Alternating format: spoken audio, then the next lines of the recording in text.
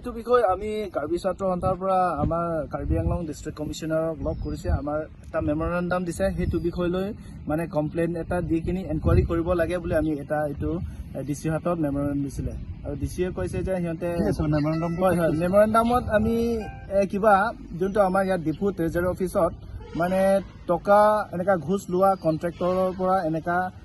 table বাই table এনেকা ঘোষ লোৱা এনেকা আমাৰ তাত ভিডিঅ' পাই গ'ল আৰু সেই ভিডিঅ'ৰ জৰিয়তে আমি ডিচি অফিচত লগ কৰিছোঁ ডিচি অফিচত আমি এটা মেমৰেণ্ডাম দিছোঁ মেমৰেণ্ডাম লগতে এটা আমি সেইটো ভিডিঅ' ক্লিপটো পেন ড্ৰাইভ হৈ আমি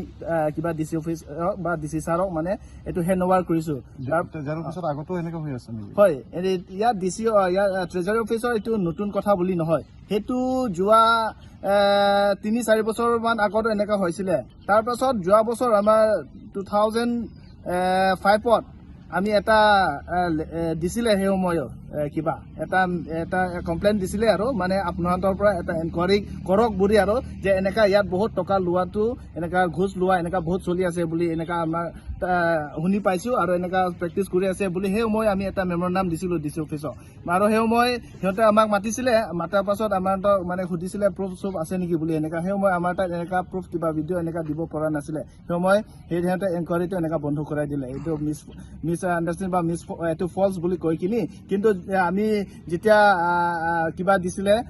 যি দিয়া মতে সেইটো আমি পেন ড্ৰাইভ দি দিছে তাৰপাছত আমাৰ কাৰণে কৈছে যে এইটো এনকুৱাৰী হৈ কিনি যি তদন্ত কৰিব আছে এইটো আমাৰ মতে তদন্ত কৰিব বুলি ডিচি ছাৰে আমাক এইটো জোবানটো দিছিলে আৰু আমি এটা ক'ম যে যদিহে এনেকা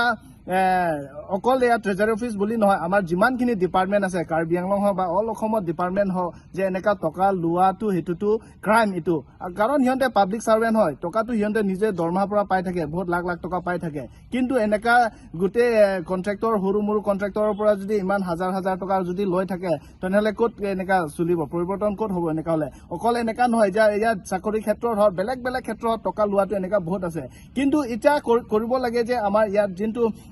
আমি ডিচি ছাৰৰ এইটো মেমৰেণ্ডাম দিয়াৰ পাছত যদি সিহঁতে কিবা তাক একশ্যন নকৰিলে সেইটোতো সিহঁতক মানে আকৌ এইটো কৰাপশ্যন কৰিবি বুলি সিহঁতক এনেকাহে কোৱা নিচিনা হ'ব সেইকাৰণে আমি কৈছোঁ যে এতিয়া ভিডিঅ' চিডিঅ' দিয়াৰ পাছত ভালকে তদন্ত কৰি কিনি তাক কি চাকৰিৰ পৰা হ'লে ছাছপেণ্ড কৰিব লাগিব তাক জেললৈ পঠাব লাগিব যিমানখিনি ডিপাৰ্টমেণ্ট যিমানখিনি জড়িত আছে এনকুৱাৰী কৰে চব ওলাই যাব ইয়াত এনেই তাত দুজনমান আমাৰ ভিডিঅ' ক্লিপটো দিয়া আছে ইয়াত গোটেইখিনি ইয়াতে থাকিব